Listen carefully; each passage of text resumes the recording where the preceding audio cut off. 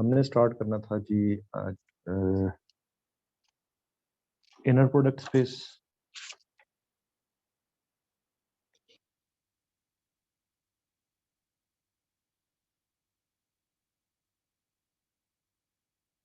ठीक है, तो इनर प्रोडक्ट स्पेस से पहले हम कुछ थोड़ा सा देख लेते हैं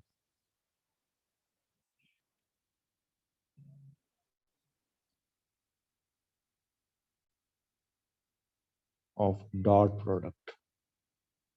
ठीक है, इनर प्रोडक्ट से पहले हम थोड़ा सा देख लेते हैं किसको, डॉट प्रोडक्ट। एक बात जहन में रख लें कि डॉट प्रोडक्ट में क्या करते हैं, यू डॉट वी, दो वेक्टर का आप डॉट प्रोडक्ट देते हैं। और इनर प्रोडक्ट में कोई फर्क नहीं है, सिर्फ क्या फर्क है, सिंबल का फर्क है। ये जो राइट साइड पे आपको नजर आ रहा है ये इनर प्रोडक्ट का सिंबल है, वैल्यू दोनों की सेम आएगी। ठीक है, और ये क्या है, डॉट प्रोडक्ट है। इस चीज को आप ध्यान में रखेंगे तो आपको इनर प्रोडक्ट में कोई डिफिकल्टी नहीं आएगी। ठीक है, ठीक है ना। तो ये डॉट प्रोडक्ट है और ये इनर। बेसिक कंसेप्ट हम डॉट प्रोडक्ट के देख लेते हैं, वही हम आगे जाके यूज करेंगे किसमें, इनर प्रोडक्ट। ठीक है, तो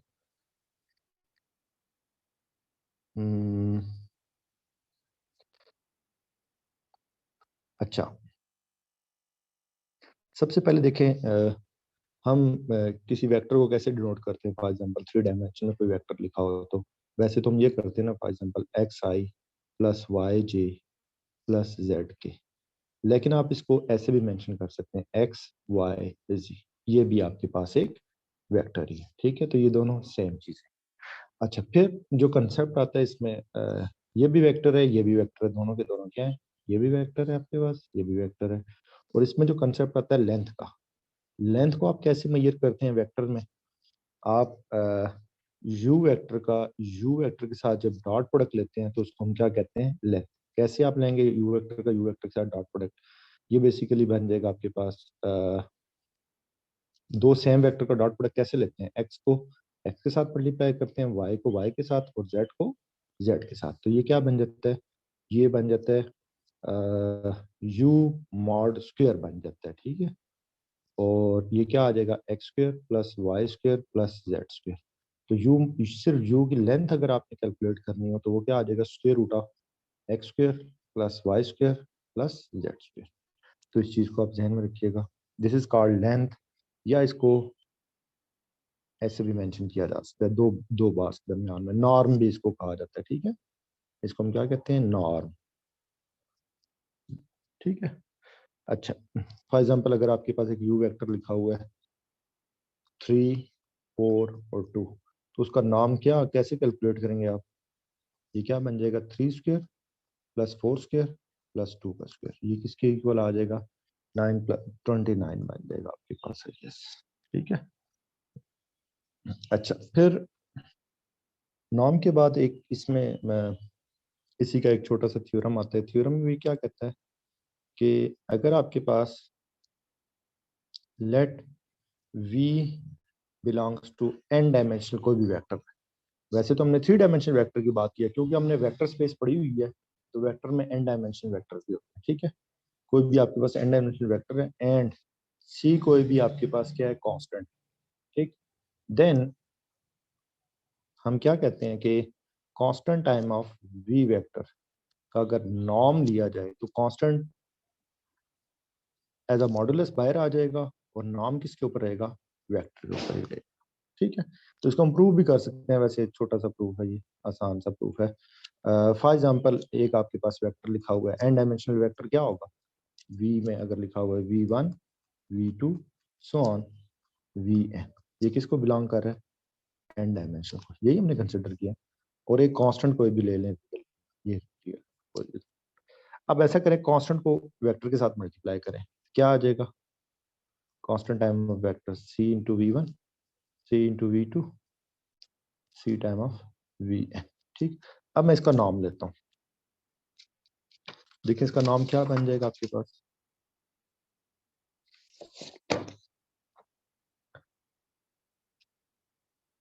norm of c time of v vector. तो अभी हमने डेफिनेशन पढ़ी है, क्या बन जाएगा वो, पहले कंपोनेंट का square c time of v one का square plus c time of v two का square plus on c time of v n का होल। क्या इस सब में से सी स्क्वायर कॉमन आ रहा है, और सी जब स्क्वायर रूट से बाहर आएगा तो जस्ट सी रह जाएगा। अच्छा एक बात याद रखें, सी सी स्क्वायर कॉमन है, सी स्क्वायर का क्या मतलब होता है, this is a positive number. ठीक है, ये क्या है, पॉजिटिव नंबर। अगर पॉजिटिव नंबर अगर बाहर भी आएगा रहेगा वो क्या, पॉजिटिव नंबर ही। तो इसके बाहर अगर मॉड लगा दें तो कोई फर्क नहीं पड़ेगा, क्योंकि स्क्वायर स्क्वायर बाहर आया है, तो वो स्क्वायर रूट से कैंसिल होकर सिंपल सी रह गया, लेकिन रहेगा वो पॉजिटिव। वी वन का square plus v two square plus so on v n square modulus of c. और ये किस चीज की डेफिनेशन बन जाती है सारी की सारी, this is the definition of norm of c. ठीक है, तो ये हमने प्रूव करना था। अच्छा फिर आपके पास जो डेफिनेशन आती है वो आती है डिस्टेंस बिटवीन टू वेक्टर्स। ठीक है, distance between two vectors u and v। तो आप कैसे कैलकुलेट करते हैं, डिस्टेंस d लिख के आप u v लिख दें, या आप क्या कर दें, difference of u minus v का नॉर्म लें, तब भी बात से। ठीक है, u और v के डिफरेंस का आप नॉर्म लें। तो फॉर एग्जांपल अगर आपके पास एक वेक्टर लिखा हुआ है 6 3 और एक v वेक्टर लिखा हुआ है आपके पास 3 एंड -1। ठीक, तो आप कैसे इनका डिफरेंस निकालेंगे, u माइनस वी करें, u के वेक्टर में से v की वैल्यूज को माइनस करें, 6 माइनस 3 आपके पास क्या रह जाएगा 3, और 3 माइनस -1 करें तो क्या आ जाएगा आपके पास, ये 3 एंड 4 आ गया। अब इसका नॉर्म ले लें, u माइनस वी का नॉर्म ले लें, ये क्या आ जाएगा 3 square plus 4 square that is equal to 5। ठीक, अच्छा कुछ प्रॉपर्टीज हैं, properties of distance.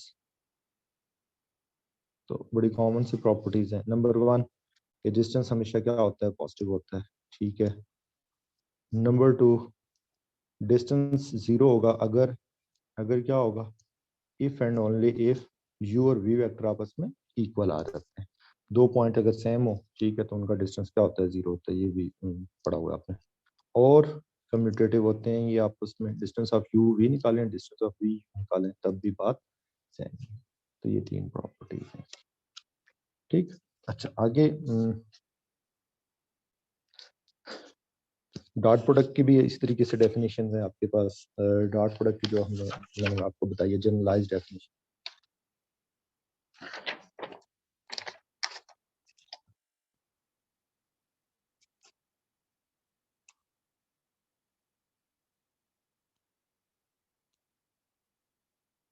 Dot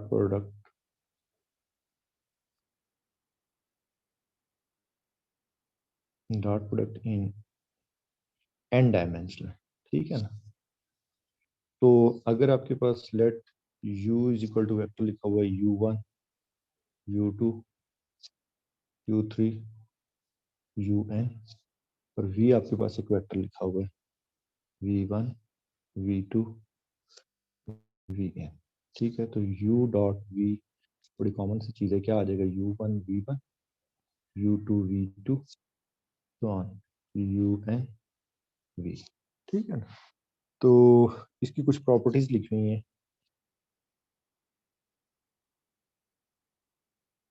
properties of dot product. ठीक है, ये लेक्चर नोट्स में पेज नंबर लिखी हुई है 123 के ऊपर, तो इनको आप रीड आउट कर लीजिएगा। ठीक है, तो ये देख लीजिएगा, एक नजर आसान सी है खैर। ठीक है ना, अब फिर यूनिट वेक्टर का भी आपको पता होना चाहिए। क्या होता है यूनिट वेक्टर, ऐसा वेक्टर जिसकी मैग्नीट्यूड क्या हो 1।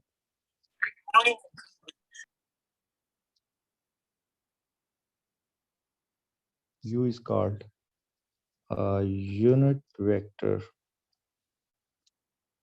if norm of u, norm का मतलब कोई था लेंथ आपके पास, ठीक है, 1 आ जाए। फॉर एग्जाम्पल अगर आपके पास एक वेक्टर लिखा हुआ है u is equal to sine theta cos theta और 0, इसके आप नॉर्म लें तो क्या आएगा, sine square theta plus cos square theta plus 0 square that is equal to 1, ठीक है ना। अच्छा, इसी तरीके से अगर आपके पास अगर एक और वेक्टर लिखा हुआ है v वेक्टर फॉर एग्जांपल 0 0 1, तो इसका भी अगर आप नॉर्म लेते हैं तो वो क्या आ जाएगा, वो भी 1 आ जाएगा, ठीक। अच्छा, फिर एक वेक्टर को आप यूनिट वेक्टर में कन्वर्ट कर सकते हैं, कैसे कन्वर्ट करते हैं,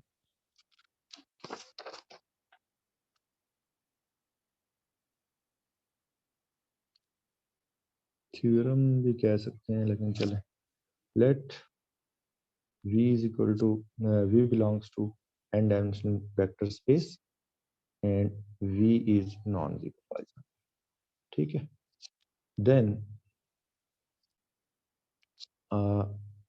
unit vector u in the direction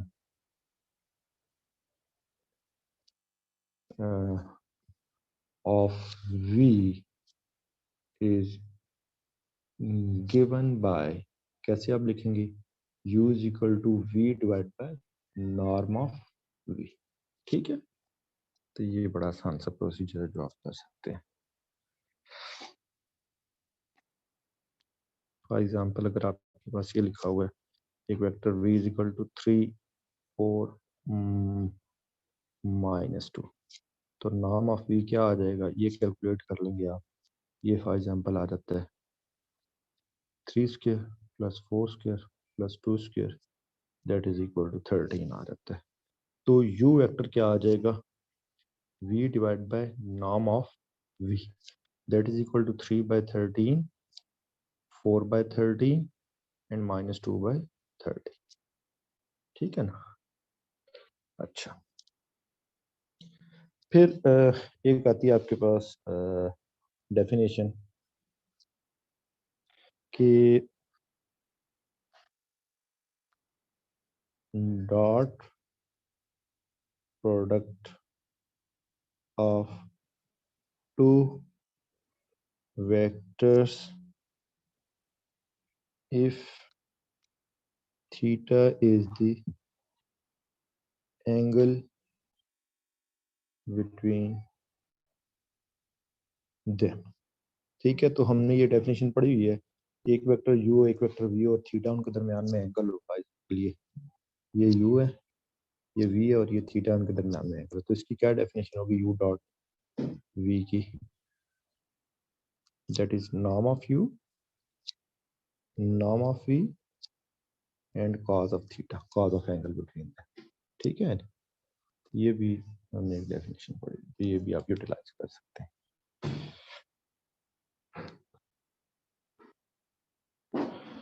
अच्छा,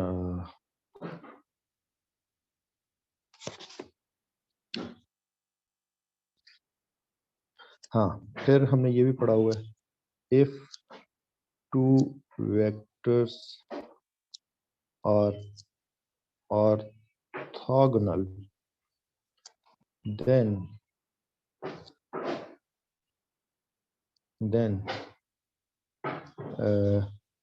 u डॉट v क्या होगा, 0। ऑर्थोगोनल का मतलब होता है, ऑर्थोगोनल का मतलब होता है यहाँ पे इसको हम कहते हैं परपेंडिकुलर, ठीक है। ऑर्थोगोनल को हम क्या कहेंगे, परपेंडिकुलर, मतलब थीटा कितना हो, 90 डिग्री, u वेक्टर भी हो आपके पास, v वेक्टर भी हो, ठीक।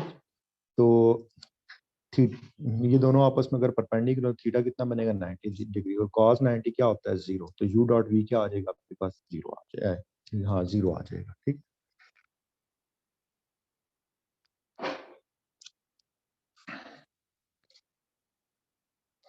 अच्छा,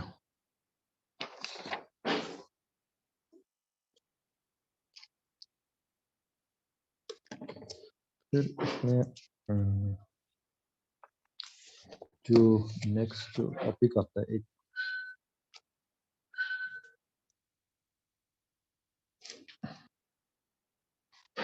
एक थ्योरम ही है छोटा सा कि जिसको हम कहते हैं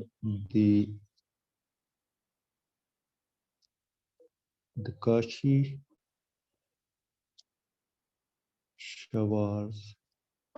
inequality.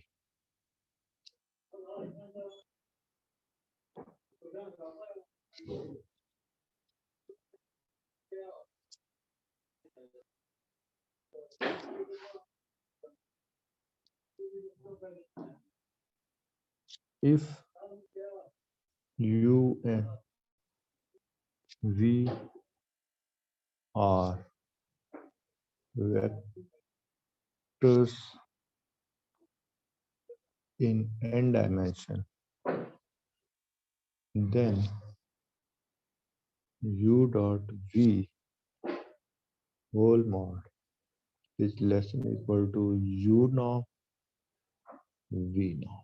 ठीक है, ये आपके पास क्या कौन सी इक्वलिटी है, ये काशी-शेवार्ज इक्वलिटी है। ठीक है, कि अगर आप U डॉट V का होल मॉडुलस, असल में देखें दो डॉट वेक्टर का जब मॉडुलस जो दो वेक्टर का डॉट प्रोडक्ट लेते हैं तो वो एक कांस्टेंट नंबर आता है, तो कांस्टेंट वेक्टर का हमेशा मॉड लिया जाता है या एब्सोल्यूट लिया जाता है। तो इस वजह से यहाँ पे एब्सोल्यूट का साइन है, और वेक्टर को जब भी आप लेंथ लेते हैं तो उसके लिए हम नॉर्म को यूज करते हैं, ये नॉर्म वेक्टर है। ठीक है, तो वेक्टर के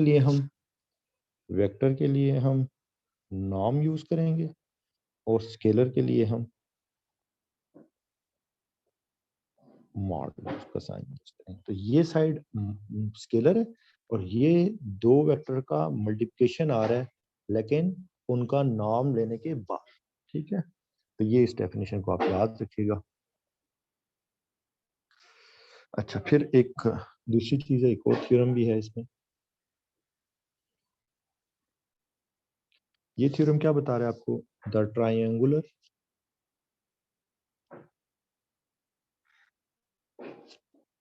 इनइक्वालिटी। ठीक है, ट्रायंगुलर इनइक्वालिटी क्या है आपके पास, if U and V are vectors in n dimension, then norm of U plus V is less than equal to norm of U plus norm of V। ठीक है, तो ये ट्रायंगुलर इनइक्वालिटी है कि सम of to vector का अगर norm दिया जाए वो हमेशा लेस देन और इक्वल टू होगा किसके, norm of U plus norm of V। ठीक है, तो इसको भी आप याद रखिए, ये दो इनइक्वालिटीज। फिर एक और इसमें छोटी सी थ्योरम है या स्टेटमेंट ही समझना इसको।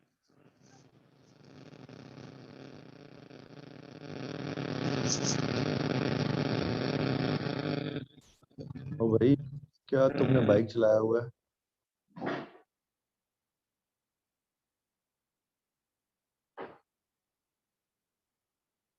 अच्छा, ये थ्योरम क्या है, if U and V are orthogonal, then norm of U plus V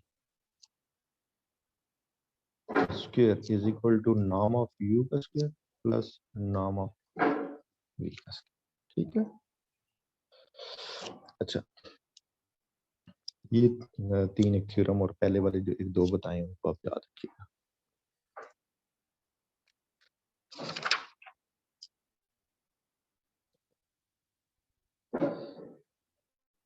एक मिनट सर, अगर पिछला पेज सर सामने कर देंगे। ये लो,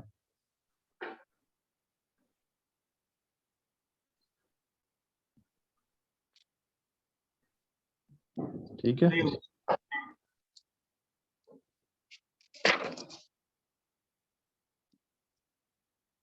एक एग्जांपल है आपके पास कि इस एग्जांपल में ये कह रहे हैं find all the vectors orthogonal to v -1 1 2। ठीक है, हमने वो तमाम वेक्टर कैलकुलेट करने हैं जो इसके ऊपर परपेंडिकुलर है। ठीक है, तो ऑर्थोगोनल की क्या डेफिनेशन क्या थी कि दो वेक्टर का अगर डॉट प्रोडक्ट 0 आ जाए तो हम उसको क्या कहते थे, ऑर्थोगोनल है। तो सॉल्यूशन निकालने के लिए हम क्या करते हैं, हम एक वेक्टर सपोज करते हैं, लेट u एक वेक्टर है x y z, that is orthogonal to v है। v कौन सा, -1 1 2। तो ऑर्थोगोनल के लिए अभी अभी मैंने डेफिनेशन बताई है, जब दो वेक्टर ऑर्थोगोनल हो तो उनका डॉट प्रोडक्ट क्या होता है, 0 होता है। Since u and v are orthogonal, then हम क्या बात करेंगे, u dot v is equal to 0 होगा। u की क्या वैल्यू है आपके पास, x y z, और v क्या है, -1 1 and 2 0। तो ये -x plus y plus 2z is equal to 0। अब जो सबसे इंटरेस्टिंग चीज है, दोबारा उसी पे आ जाए जो आप पहले लेक्चर में किया था, आपने दूसरे लेक्चर में किया था। आपके पास एक इक्वेशन है और 3 अननोन है। ठीक है, तो कितने सॉल्यूशन निकलेंगे खुद ही बता सकते हैं आप। वैसे तो इनफाइनाइटली मैनी सॉल्यूशन निकलेंगे, लेकिन हमें क्या करना पड़ेगा, कुछ सपोजिशन करनी पड़ेगी। दो फ्री वेरिएबल होंगे, ठीक है ना। लेट कर लेते हैं हम एक को आप फॉर एग्जांपल z को आप t रख लें और y को आप क्या रख लें, s रख लें। तो ये क्या बन जाएगा, -x plus s plus 2 time of t is equal to 0। तो x की वैल्यू क्या आ जाएगी, s प्लस 2t। तो x भी मिल गया हमें, y तो हमने खुद सपोज किया था, और z भी हमने खुद सपोज किया था। तो ये क्या मिल जाएगा, ये वेक्टर क्या होगा, u इज इक्वल टू क्या था वेक्टर, x y z। इसको हम यूं भी लिख सकते हैं, x y z। x की क्या वैल्यू है देखें, x की वैल्यू है s प्लस 2t। y की क्या वैल्यू है देखें, s, और z की क्या वैल्यू है t। तो y और ये सेपरेट करें, आप कैसे सेपरेट करेंगे, s s और 0 आ जाएगा। दूसरा क्या बन जाएगा आपके पास, 2t 0 और t आ जाएगा। पहले वाले वेक्टर में से क्या चीज कॉमन आ रही है, s कॉमन आ रहा है, तो 1 1 0 वेक्टर आ जाएगा। दूसरे वाले में से t कॉमन आ रहा है, तो क्या आ जाएगा, 2 0 1 आ जाएगा। सो हम क्या कह सकते हैं, hence u1 is equal to, वो कौन सा वेक्टर था, 1 1 0 एक है, और दूसरा क्या आया, u2 2 0 1। ये दो वेक्टर हमने कैलकुलेट कर लिए हैं। वो कह रहा था वो तमाम वेक्टर निकालने हैं जो इसके ऊपर परपेंडिकुलर थे, तो हमने ये दो वेक्टर निकाल लिए हैं जो इसके ऊपर परपेंडिकुलर है। u1 और u2 are required vectors, that is या इसको simple vectors orthogonal to v। v कौन सा था आपके पास, -1 1 2। ठीक है, तो ये वो वेक्टर था आपके पास। ठीक है ना। अब इस u का इस v के साथ देखें ना, ये आपके पास v वेक्टर था, ठीक है, या और ये आपके पास क्या था, ये अभी हमने कैलकुलेट किया u1 और u2। तो आप इसको कैसे वेरीफाई करेंगे ये परपेंडिकुलर है या नहीं, इनका डॉट प्रोडक्ट लें, इस वेक्टर का इसके साथ डॉट प्रोडक्ट लें तो आंसर 0 आना चाहिए, इस वेक्टर का इस वेक्टर के साथ डॉट प्रोडक्ट लें तो आंसर क्या आना चाहिए, 0 आना चाहिए। तो ये दो वेक्टर, एक ये कैलकुलेट किया, एक ये वेक्टर कैलकुलेट किया। ठीक है,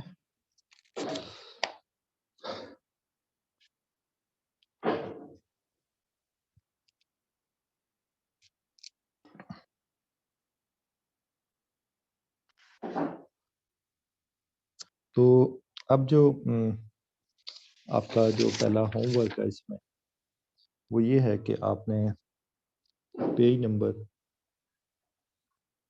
127 के ऊपर एक्सरसाइज गिवन है, ये आपका एज अ होमवर्क है, ठीक है, ये आप लोग कीजिए। ठीक, अब हम बात करते हैं किसकी,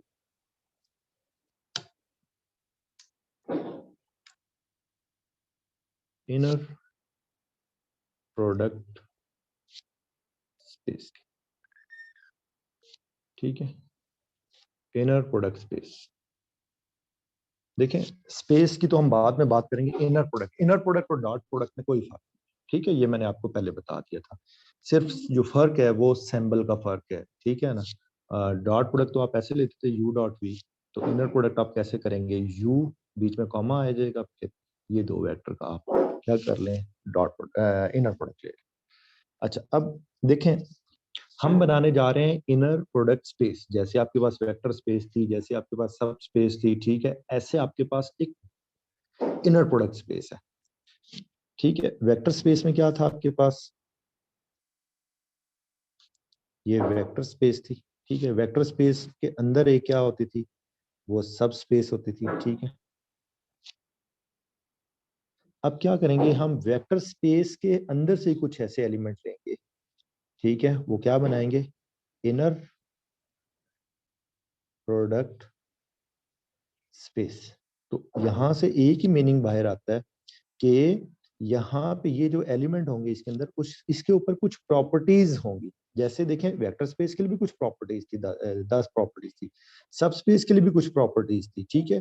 तो अगर हम वेक्टर स्पेस के कुछ एलिमेंट चूज करें, ठीक है, और वेक्टर चूज करने के बाद उनके ऊपर ये प्रॉपर्टीज इंप्लीमेंट करें, अगर ये प्रॉपर्टीज इंप्लीमेंट हो जाती हैं तो इसका मतलब वो क्या बन जाएगी, इनर प्रोडक्ट स्पेस, ठीक।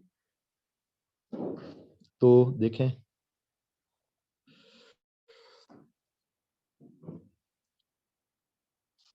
लेट क्या करते हैं, let V be an arbitrary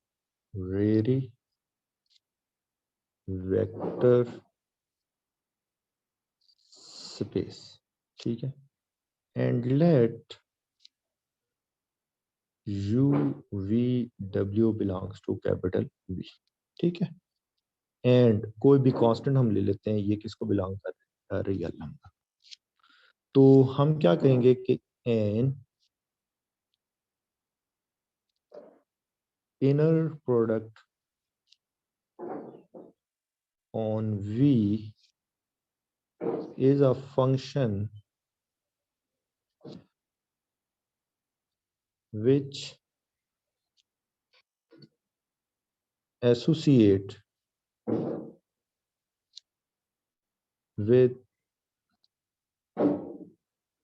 every pair of vectors u v and a real number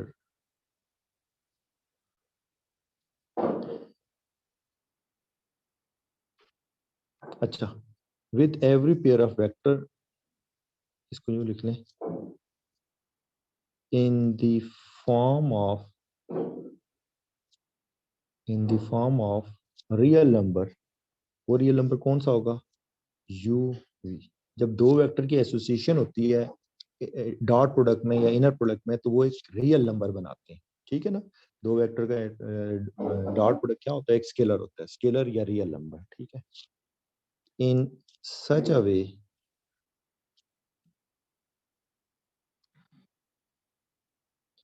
that the following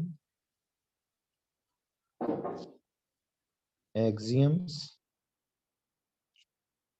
are satisfied,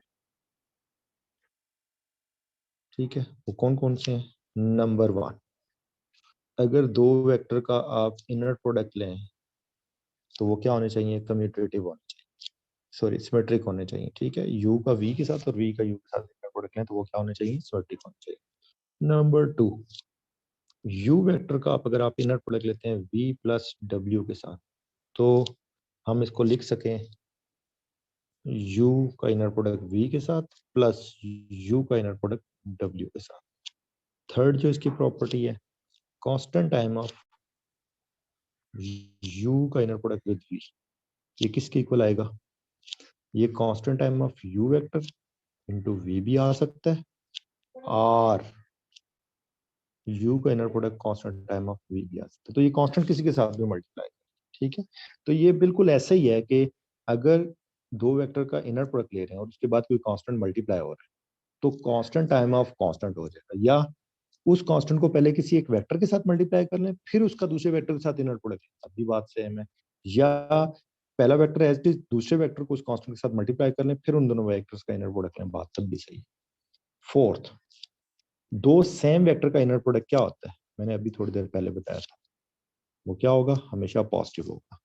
and वो जीरो होगा, कब जीरो होगा? दो सेम वेक्टर का inner product, if and only if vectors, कोई एक vector उनमें से क्या हो? जीरो। ठीक है, तो ये चार एक्सियम अगर आप कर लेते हैं तो इसका मतलब है कि जो गिवन स्पेस है, जो गिवन सेट ऑफ वेक्टर्स है, वो क्या बनाएंगे? वो इनर प्रोडक्ट स्पेस बना लेंगे। ठीक है बच्चों, तो हम ऐसा करते हैं कि इससे रिलेटेड कुछ कुछ प्रॉपर्टीज प्रूव करते हैं। अच्छा, मैंने शुरू में बताया था कि